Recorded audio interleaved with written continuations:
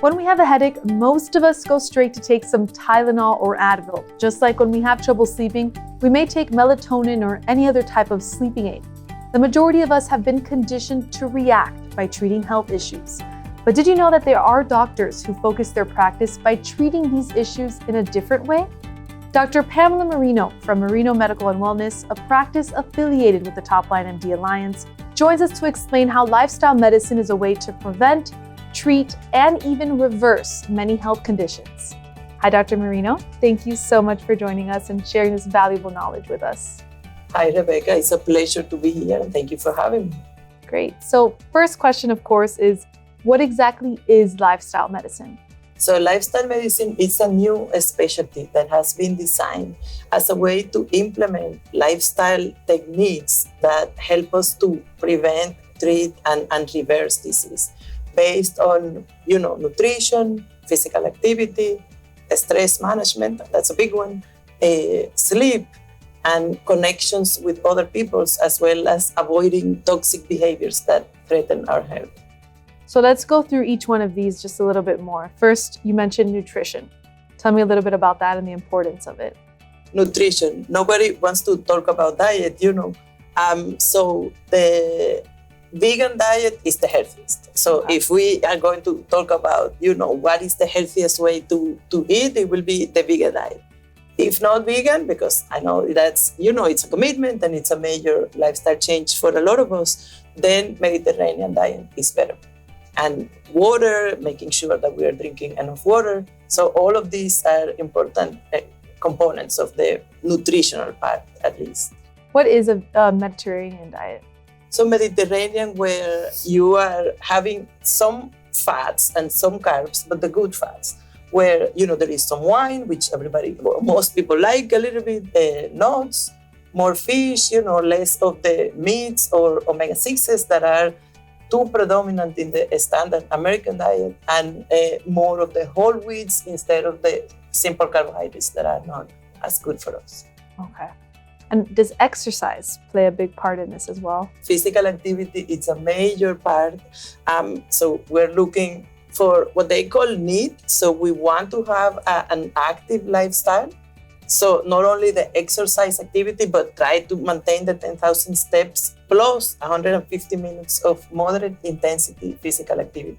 So, and moderate intensity, we call it that you cannot sing a song, you cannot keep a conversation, you need to be working so that, you're going to really obtain the cardiovascular benefits. Okay. And, as important as it is to exercise, it's also important to rest and to sleep, correct? Absolutely. Sleep, early to bed, early to rise. Definitely, it's a big one. And it's unbelievable that in our culture and society right now, it's a disease almost that we're going too late to bed, then you have to wake up early. So to have what we call a sleep hygiene, it's important. Avoid the screens in the bedrooms, which is a major problem for a lot of, us. All of us, that we are attached to our screens, and we have to try to limit that time, especially at bedtime. Okay. And what about stress? Stress management. Stress management, it might be, in my opinion, almost the most important of the components right now, because there is so much stress that are really hitting us from all of the environment itself. Mm-hmm. And there are some things that we have to say. Life is hard. So stress is almost a part of it. And we have to really try to focus on what is our identity, how we bring joy back into our lives, not let what, they call the mind be full of garbage, but be mindful. And mindfulness is a new and exciting concept that they talk about. And the definition is to try to let go of the past and don't worry about the future, but be grateful for the moment that we are living in. And that is so important for all of us. So no matter, as we all have hurts that come from childhood, from middle school is a big one, or problems around us, but we have to try to find a way to heal so that we can move forward and be well. And I know you mentioned nutrition, sleep, exercise, stress, especially. But are there any things that a person should avoid in order to live a healthy lifestyle? They put even one of the components have to be to avoid toxic behaviors, so especially excessive use of alcohol, drugs, high-risk sexual behaviors, and vaping in the drugs, and smoking. Vaping, please, no vaping. Vaping is terrible, and that is an epidemic that is in our society and in the young people, and now people of all ages are continuing to do, and it has so many drastic bad effects for our health. So all of these things that you mentioned, I feel like it's kind of, known that everybody should eat healthy, exercise, have enough sleep, all these things. But what is it about lifestyle medicine that makes it different than the traditional type of doctor that you go see? What makes this specialty so important for a person? So we know now, and even in an article that was published on JAMA, that 80% of all of the morbidities, the disease, and the doctor's visits are related to physical, lifestyle choices that we make every single day. And the difference with lifestyle medicine is that by making it into all of the components, it makes it easier. So traditionally, medicine, if we have a graph and between the worst outcome, death, and now the best outcome, which will be to be at your best, to be well, or wellness as we call it. Traditionally, medicine was trying to bring you to zero, not to be sick. And now we're saying, why you have to stop at zero when you could be better?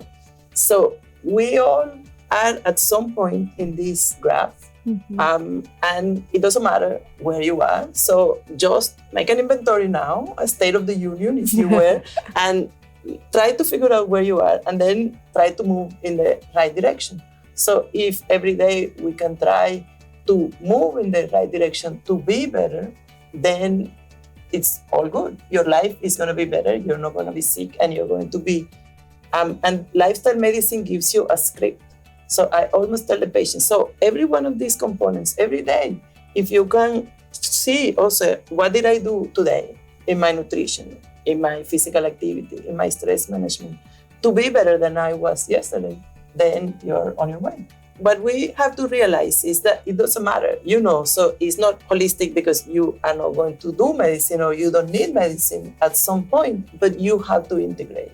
So you have to integrate and we don't get to, the president has to exercise or deal with, every single one of us has to deal with every one of the components.